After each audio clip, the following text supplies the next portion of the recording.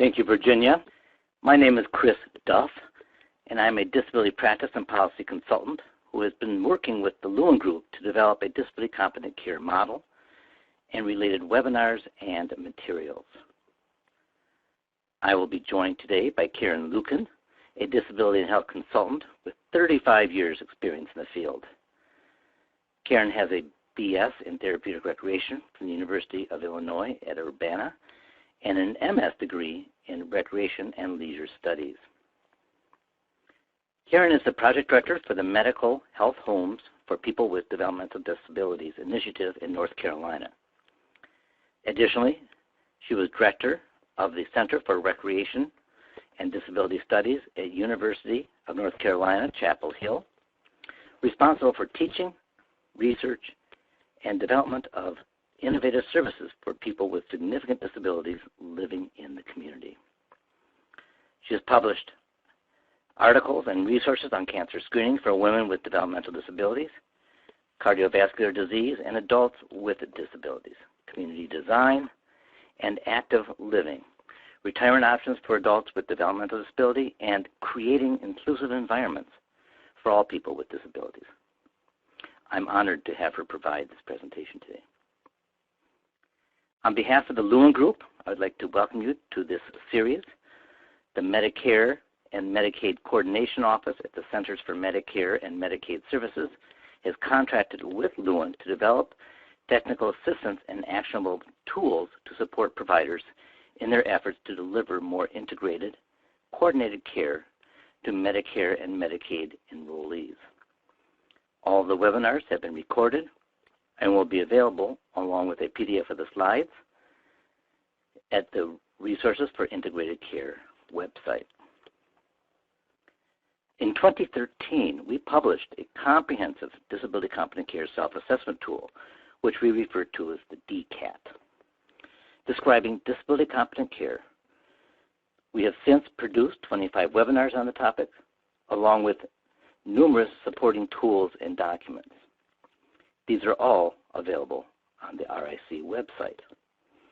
The DCC material has recently been revised to be more accessible to users and reflect the further development in the field. It is now structured in 7 pillars of disability competency as outlined in this series. We introduced the 7 pillars in previous webinars, dedicating one webinar to each pillar.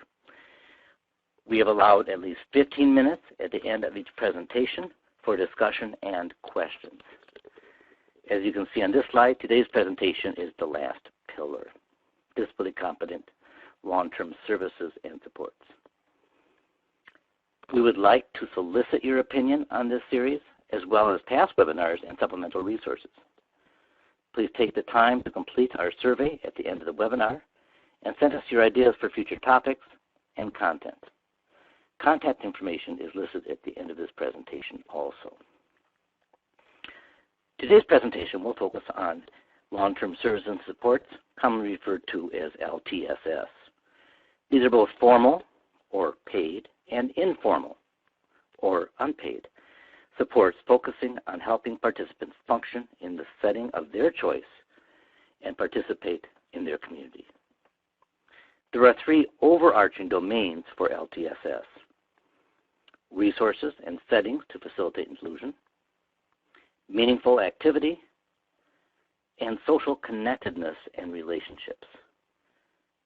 While these 3 domains are not mutually exclusive, they together compose the breadth of services and programs necessary for persons with disabilities to function in the community. First, though, I would like to provide some context for the DCC model and LTSS as a whole. Research has repeatedly shown that the population of people living with disabilities have significant health disparities. This is due to a variety of barriers to care, access, for one, in its many variations, which was discussed in the 3rd webinar of this series, as well as availability of screenings, services, and supports. This all results in poor outcomes, including secondary or chronic conditions. All of these can be impacted to some degree by well-designed and supported LTSS. A wide range of social factors also lead to poorer outcomes. Many people with disabilities rely on Medicaid and or Medicare for their health care. Medicaid, for example, is income and asset tested, meaning the recipients are living on very limited income and are financially challenged.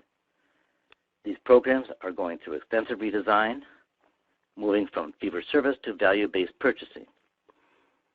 As the payers are increasingly focusing on outcome measures, such as cancer screening, vaccinations, diabetes management, and the clinical interventions are straightforward, but communications and service delivery stretch the disability competence of many providers. Add to the financial, eligibility, transportation, and other challenges, it is no wonder they experience poor outcomes. And thus plans and providers are learning ways that they will better achieve outcomes if they attend to these challenges.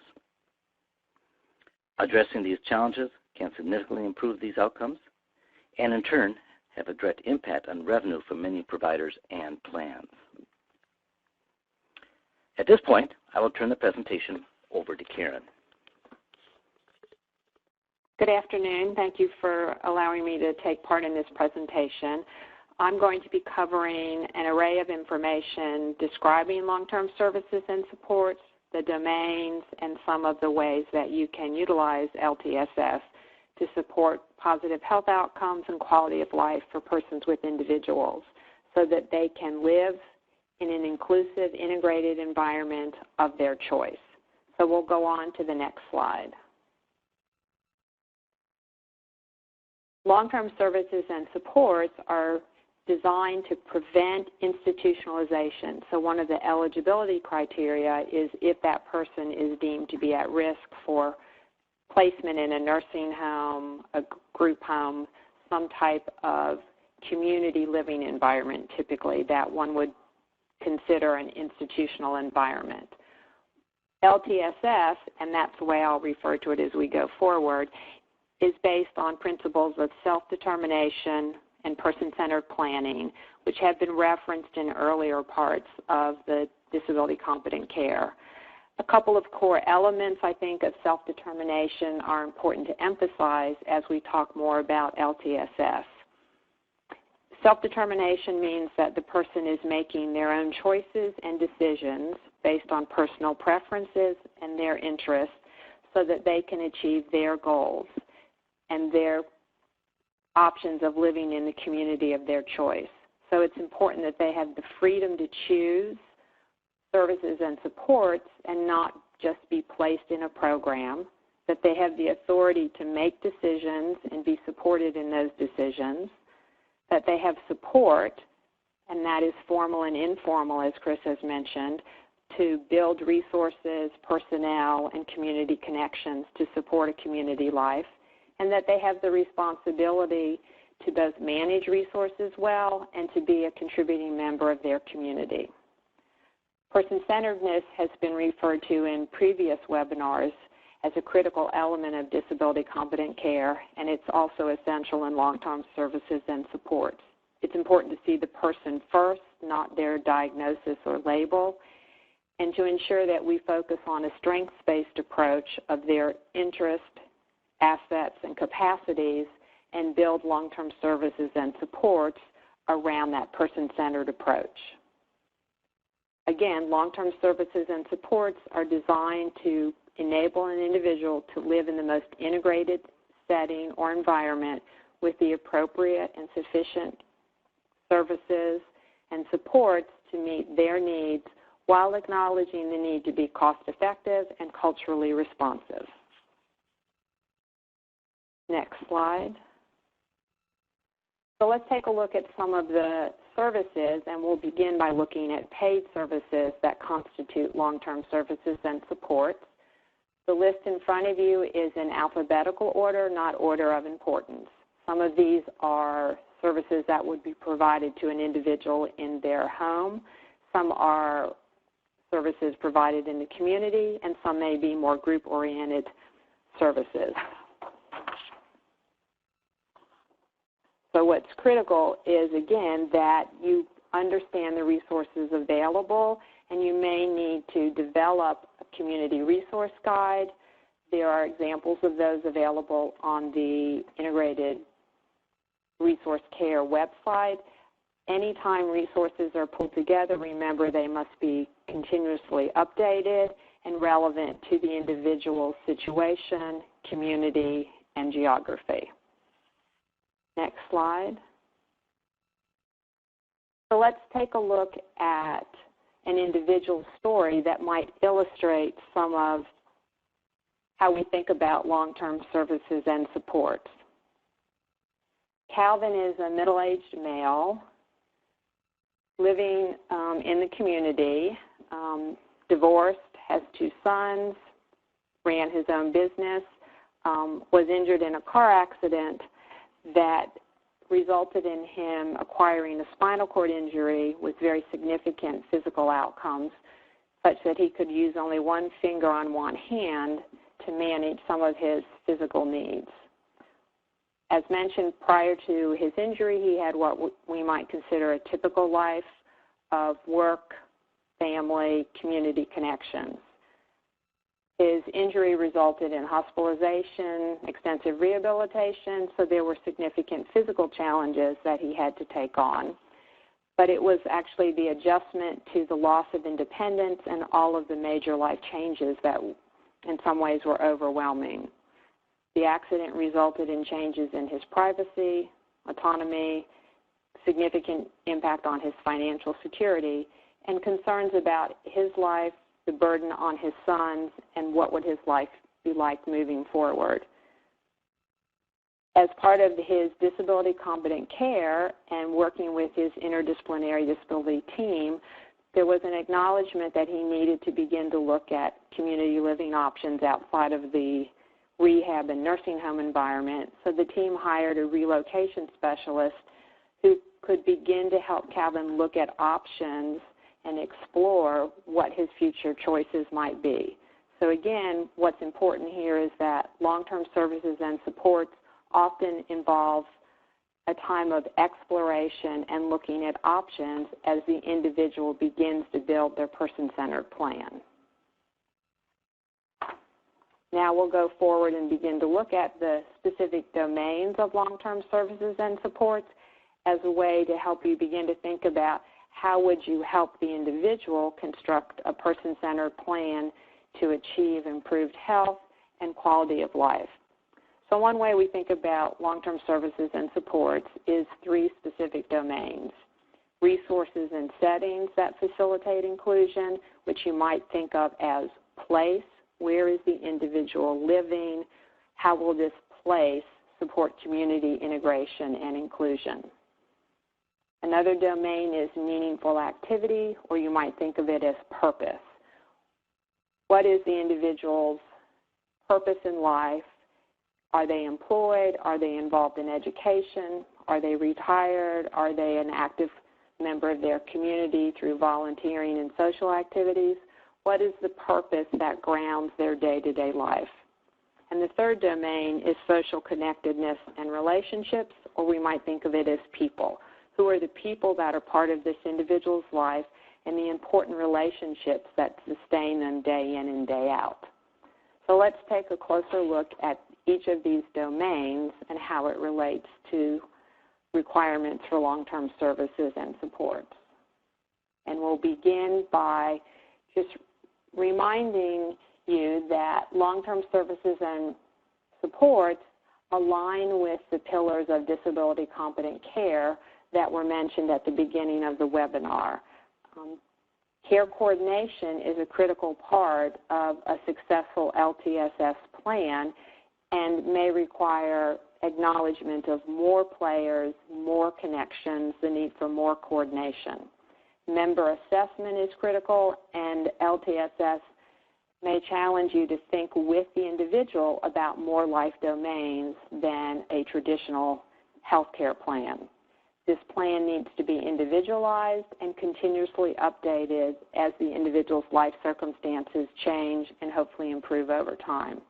Communication is critical across all parts of disability competent care and can at times be challenging within LTSS because, again, there may be more players, more connections that need to be involved in the communication network. People need access to information. In Kelvin's example, he's going to need new information that perhaps has never been part of his life situation. So how do we ensure ongoing access to current, relevant information? There will be frequent life transitions, and they may be broader than some of the traditional transitions we think of, such as emergency department to inpatient hospitalization to rehabilitation. Life transitions can be frequent moves, family changes, aging, staff turnover. So transitions are a critical element to keep in mind as long-term services and supports are considered. And throughout this whole process, partnerships and collaborations are essential and will be changing over time. So now we'll move into looking more specifically at elements of resources and settings that facilitate inclusion. So again, we're talking about place and how personal assistance services and the living environment are the tools that facilitate community integration, inclusion, and quality of life. So we'll look at some of the living options and settings that people may encounter. So supported living is one of the ways we talk about long-term services and supports, and it as an alternative to institutional or facility-based care. In Kelvin's situation, he may have been in a rehabilitation facility and then a nursing home facility. Supported living is going to be assisting him with looking at community living options.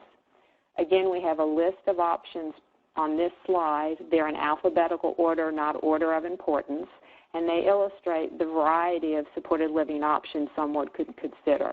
Adult foster care, assisted living, independent living in an apartment, living in their own home.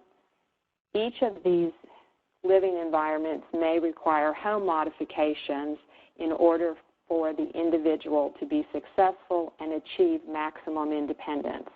There are resources on home modifications also available on the Integrated Care Resource website.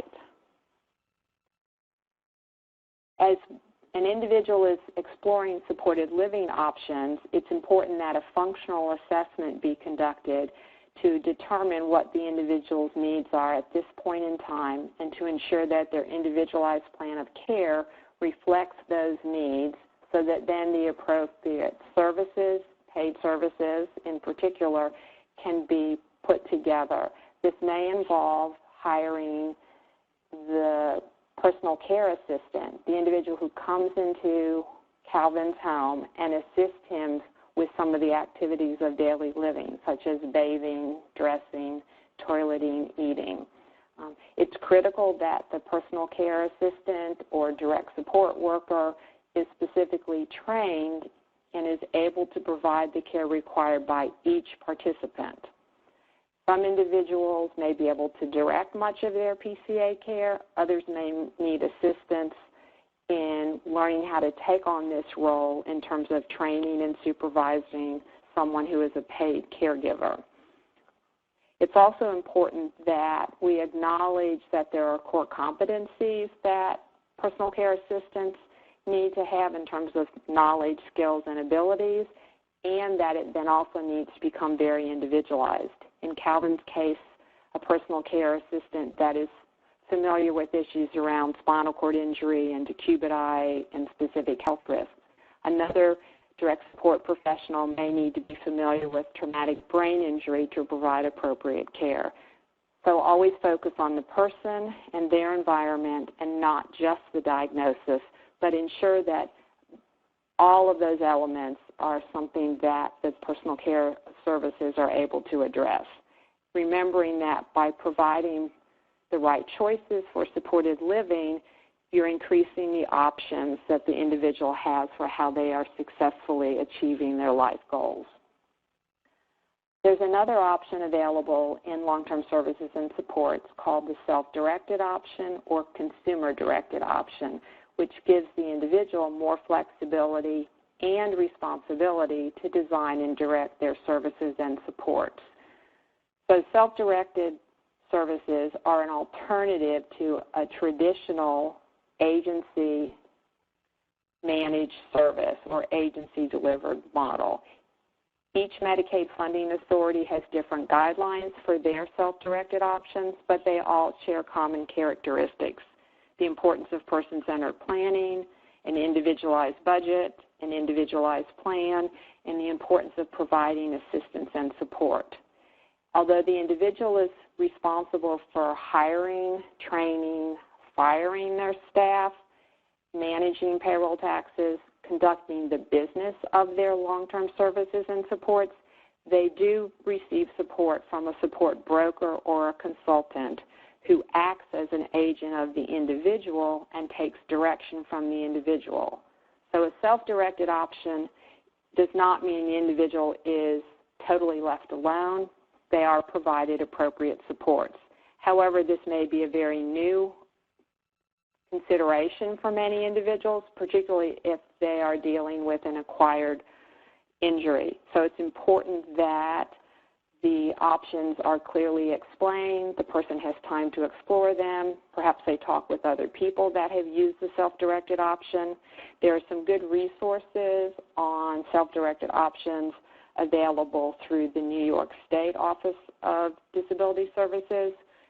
So I'd encourage you to check some of those out if this is a new approach to long-term services and supports for your consideration. The reality is that many people may still choose the agency model to service delivery, or at least begin with that approach. And within that, the agency then takes responsibility for many of the human resource functions and responsibilities.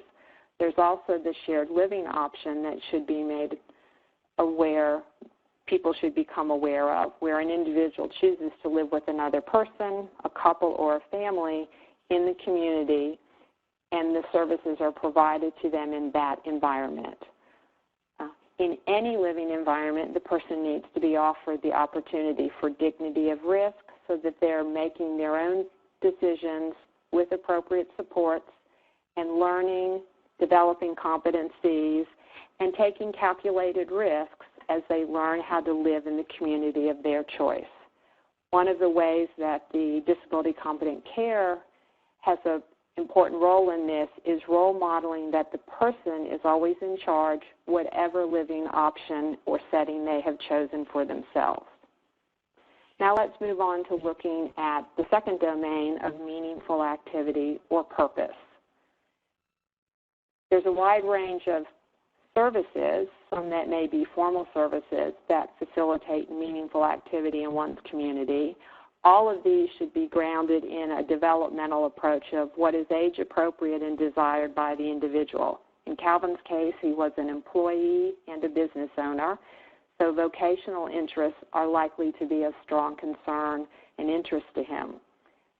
People may be at the age of involved in educational programs, but lifelong learning is another opportunity. Social recreation programs and connections allow us to have meaningful activity in our lives, as well as shared activities with others, such as group meals, or some individuals may need something more structured, such as an adult care program. What's important is that you always think about the person in their environment, how is it developmentally appropriate, culturally responsive, and meeting their needs in terms of community inclusion.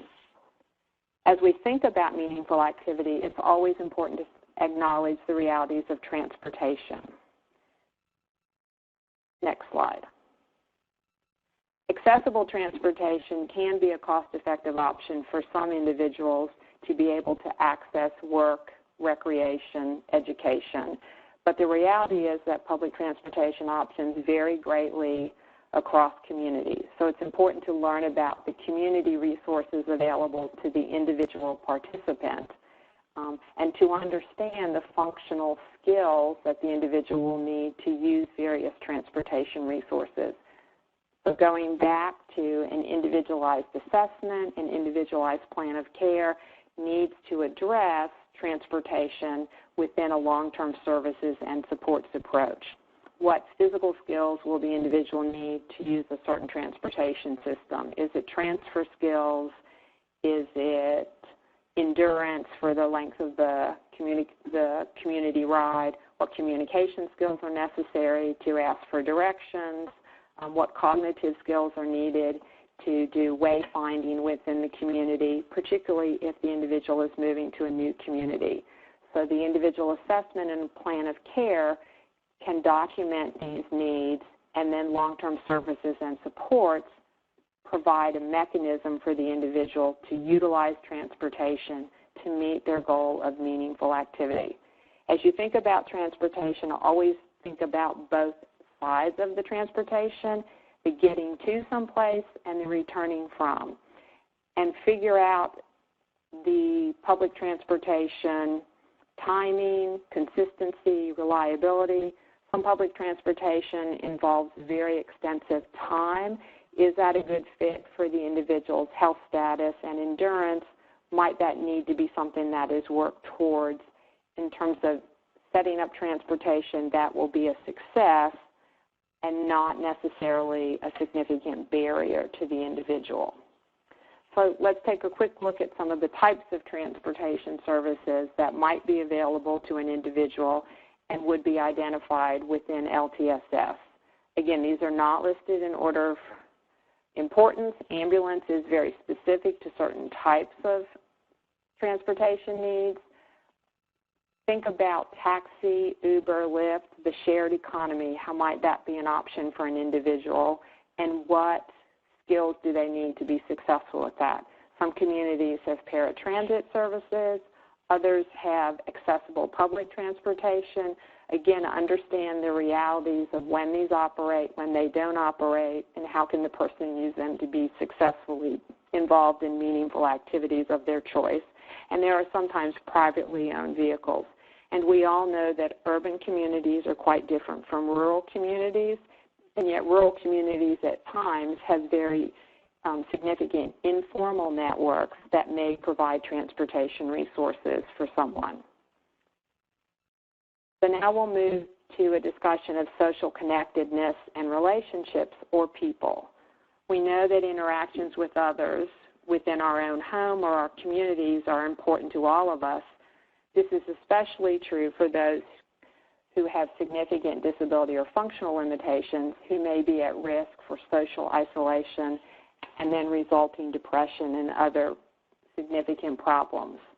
So as we think about social relationships and connectedness or people, we want to, in this case, very much think about informal supports, people that might be considered care partners, family, in Kelvin's case, his sons, peers, community acquaintances such as employees or business partners, people that are part of someone's lives who are not paid caregivers, but they're vital to the individual's community connectedness and sense of well-being. In the disability competent care model, the intent is not to treat these informal supports as caregivers, but to acknowledge the importance they have in the individual's life and that it is a two-way relationship. This may be a new role for many individuals, and so there may be a need for the IDT to assist with some discussion, some coaching, or some training to learn how to assume a slightly different role as a care partner. In Kelvin's life, the focus may initially be with his sons, and then perhaps moving on to employment connections and individuals that he is living with now in his new community location. Next slide. Social connectedness and relationships require a variety of different skills, and some may also be linked to formal services.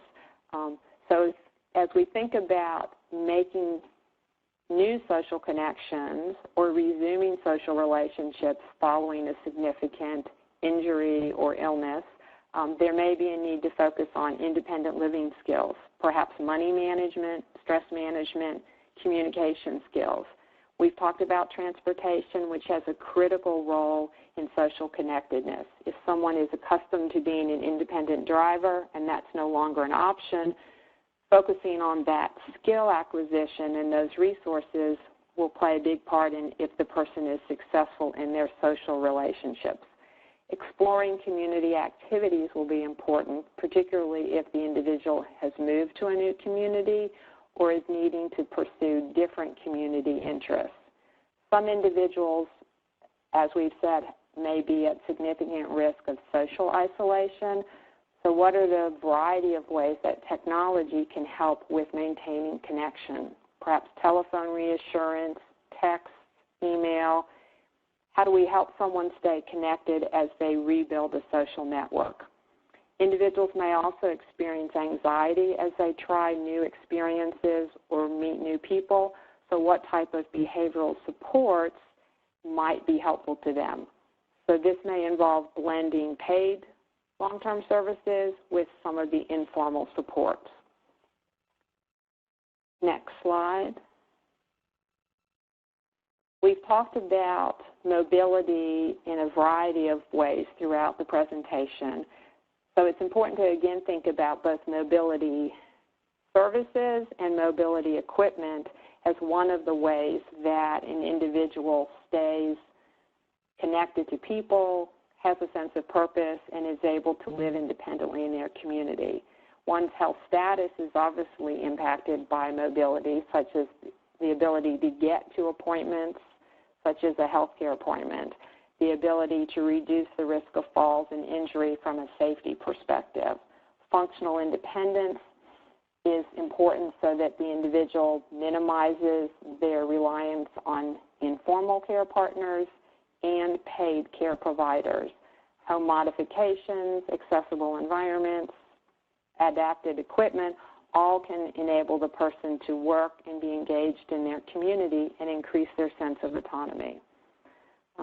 So again, think back to the webinar on accessible environments, because that environmental approach and accessibility needs to be woven across all domains of long-term services and supports. As we think about social and recreation supports, we know that, next slide, research has shown that community participation is a key factor in the health and well-being of people with disabilities.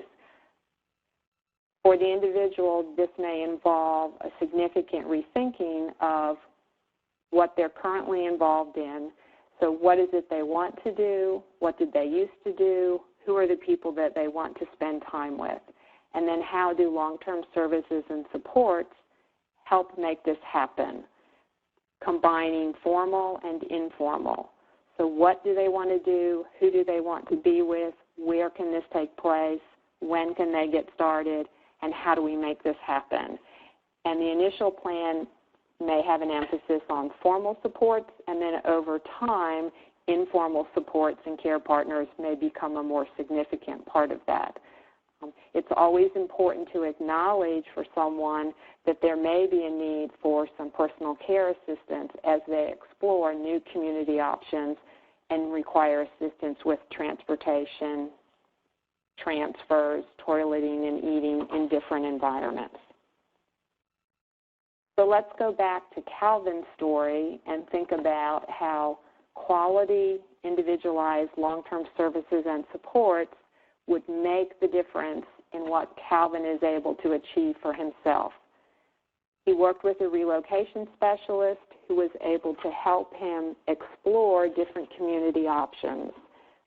It's not easy to always find accessible, economical living options, so the person may need to work with the ID team over time.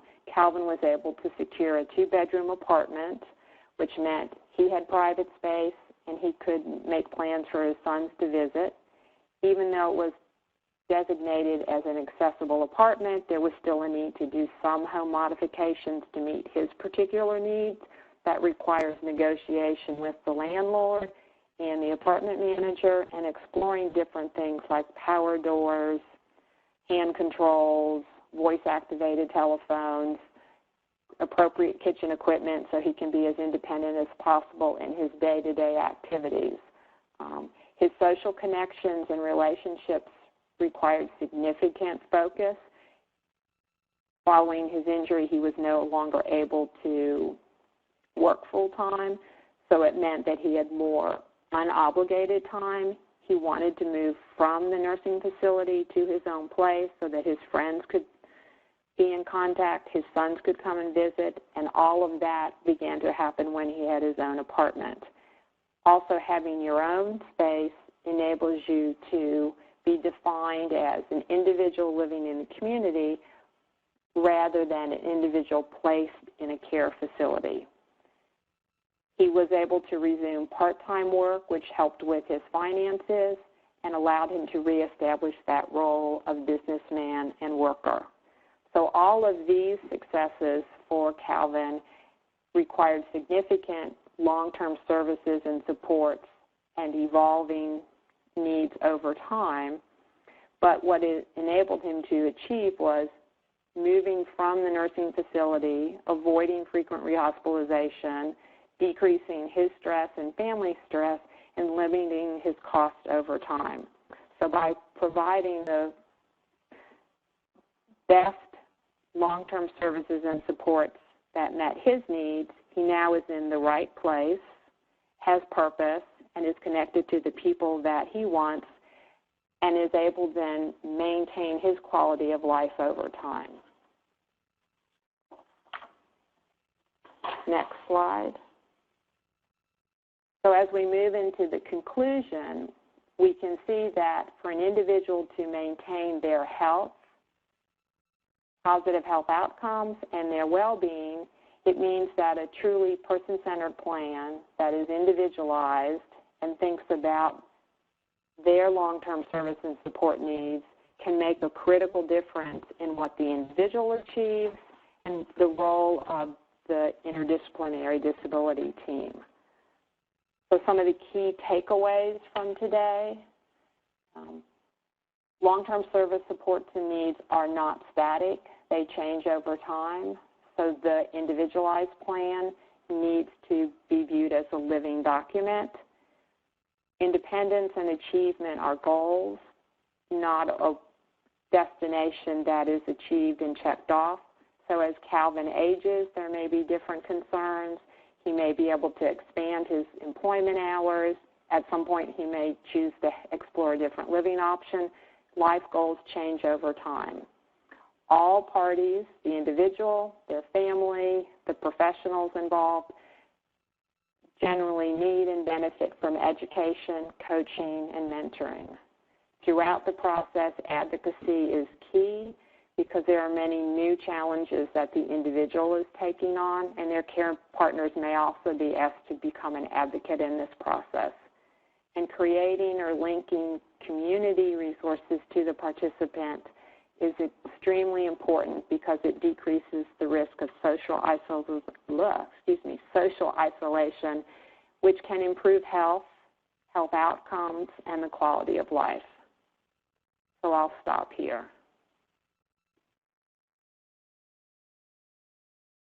Sharon, thank you very much. That was a great presentation. I just want to make one or two comments. One is I was familiar with Kelvin's situation, and what I wanted to emphasize is Kelvin was this guy in his mid to late 40s who went from having his own business and employees and sons off in college to being able to move one finger. He was in the hospital for a long time, and then he was in rehab for a long time. He was very depressed. He saw no way that there was any way out of where he was. So to start with him wasn't just saying, oh, let's look for an apartment, because he just wasn't able to see that. And so what I wanted to express is it was a conversation with him over a couple months, and then, okay, let's go and look at a few, or maybe having someone come in who is living in the community and come and talk to Kelvin in the nursing home. So it really it's a process that takes time to get through. I think when that process started, he would never have imagined in a period of 6 months, which is probably what this took, maybe less, that he would be able to have a life that he has now. So I think I want to reemphasize that, and that's what a relocation specialist can do. On top of that, they have all the contacts. They know the housing settings that may have openings sooner than the ones that are in the paper that are on all the lists. So it's really worthwhile to go to use an experienced relocation specialist. The other thing that I wanted to point out with Kelvin is that privacy was a really big deal for him. He didn't want people constantly in and out of his place or sitting on the couch looking at him. He wanted to be able to have some time with his son and some time alone. What became clear after working with him fairly quickly was he was more than willing to give up some of what he would have qualified. Being as functionally limited as he would qualify for a lot of personal care services in his residence. He was pretty clear that he didn't want that level of service of people sitting around his place until he needed to be transferred somewhere. So that allowed the plan to be able to invest in modifications within his home. So he doesn't have to have someone sitting there to open the door when he needs to go out or whatever it may be. So that's kind of the judgment call that is really that's really an individual discussion process. And ultimately, even though some of these upfront costs, like a door opener, they're not cheap. But that can be paid for within a month or two by reducing personal care on a daily basis. And again, if the participant is engaged in that, if he's going to have family there over the weekends, he may want his PCA services during the week. So it's that kind of thing that needs to be just kind of worked through with him. So I wanted to just share that. There's also one other story I wanted to share before I get into some of the questions we've had, and that is the story of the storage shed. There was a plan in the Midwest that bought a storage shed for a participant. Now, that's not in any Medicaid or Medicare benefit set, of course, but they had a member who lived in an inaccessible apartment within a house. And she needed a scooter to be able to access the community. She couldn't park the scooter in the yard because it wasn't a very safe neighborhood, and it really wouldn't last very long there. She couldn't get it into her apartment. Doing a ramp and modifications to the entrance into her actual unit was quite expensive. It would have been, I can't remember the details, but it was close to $10,000. So they came up with the plan of getting a shed, which they kept in the front yard. The landlord was very okay with it. And she would actually put that scooter in the shed and was able to walk with her own power into the apartment. And again, a little investment in a good shed saved a lot of added work to make her apartment accessible. So again, this is an example of creative thinking with the individual to see what you can work around. So with that said, I wanted to go to a couple questions that people have put forward. Let me start with Marcia. You basically said that you have some members who aren't dual eligible. And I'm guessing that they're probably on Medicare, but maybe not Medicaid, because Medicaid is asset-based. So they may have some private assets or whatever it may be, and so they don't qualify for Medicaid. And all the services we're paying for are all the services we've been talking about today are traditionally paid for on the Medicaid side of the coin. So the question basically is, how can you get these services to people who are not on Medicaid or not dually eligible? So Karen, why don't you take a shot at that first for some of your ideas? Okay. I think this is a reality that many individuals are faced with in terms of what eligibility criteria do I need to meet for different insurance coverage or services. I think this is where community connections become critically important.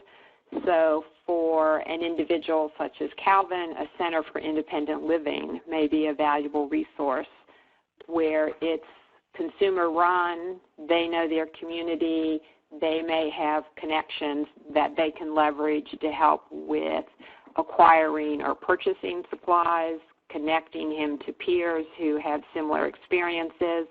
Often people have loaner equipment. If someone has a different health issue such as multiple sclerosis or brain injury, there are often advocacy organizations that have a strong focus on helping address unmet needs. So I would begin by tapping into community resources that are oriented to individual, family, and peer support. In our state, we have something called First in Families, which is designed to meet needs that, in quotes, the formal system does not cover. So each state may have a different way where you could try to access some services, supports, and leverage some community assets that might meet an individual's needs. And I'll turn it over to Chris. Karen, that you actually came with some resources that hadn't even occurred to me, and those are absolutely the right first steps. The only other thing I was going to add is this goes back to the role of a care coordinator. You need to just kind of be the problem solver with your participant. Okay, we can't get these services paid for through Medicaid, so let's figure out how else we can access that. And Karen came up with several resources, some of which you can just kind of turn the person over to. Some participants may not be able to pull it together to kind of go to the Center for Independent Living, so you may be able to need to find someone or go yourself with them the first time. But again, it's kind of the care coordination role. And what we're trying to say through the entire DCC model is this is focused on health and wellness. And even if all you manage is the Medicare side, if you can keep them involved in their community, more engaged, they're going to have less healthcare utilization. Some of the social factors I talked about at the beginning will become less of an issue. So I think that's the creativity that the Disability Competent Care team needs to bring to the table. This is a question that came in from Lindsay, and I've actually had the same struggle. And I'm going to kind of paraphrase it a little, but I'm sensing that she's a plan-based care coordinator, and she has trouble keeping connected with the participants' long-term service and support providers. And so it's like I think she senses that they're not necessarily well linked and coordinated. Her as a plan-based care coordinator and the participant probably are, but the LTSS provider may not be. And so, Karen, what ideas do you have for making sure that kind of all the key participants remain engaged and working as a team? I think this is one of the big challenges because it's likely that there's more players and more dots that need to stay connected. So one strategy is actually to try to map out who are the entities and the lead people that are part of the individual's world of care right now, and as much as possible, depending on the individual's capabilities, that they're at the center of helping to identify and sharing in that communication so that it's not viewed as intrusive or taking over for the person. I think a true person-centered plan that is well developed and updated regularly will hopefully always ask about long-term services and supports and document changes. But I think it is one of the challenges, and by acknowledging it up front and then deciding as an individual, a health plan, and the providers, what are our strategies to ensure that we maintain communication with, among, between all of us, I think allows you to make that actually part of the way the team works together. And I'll turn it over to Chris. Yeah, a couple of the pieces that we have in the Disability Competent Care Assessment Tool, really, one suggests that this actually be a discussion that's held at the initial and subsequent assessments, so that you engage with the person saying, okay, we're going to arrange for PCA services and whatever else it may be. How do you want us to interface with your provider? Should we have, calls once a month, or what would you like? So to kind of engage them in a proactive way. That's always helpful. Another idea is another question that we would regularly ask people in their assessments is, how do you want to interface with us as your care coordination team? Do you want us to call you, like maybe once a month, and just check in?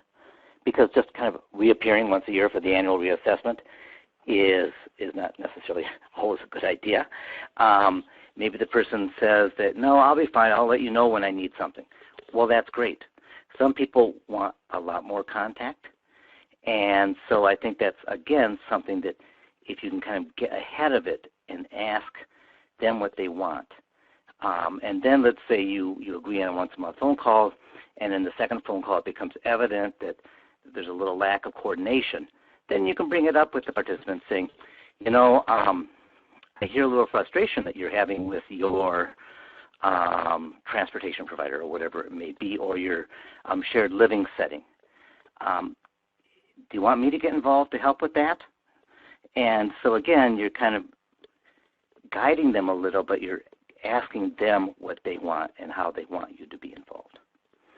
I think that's often a good way to proceed. Okay, Karen, this may be simple, maybe. This person says they get confused between home and community-based services and LTSS.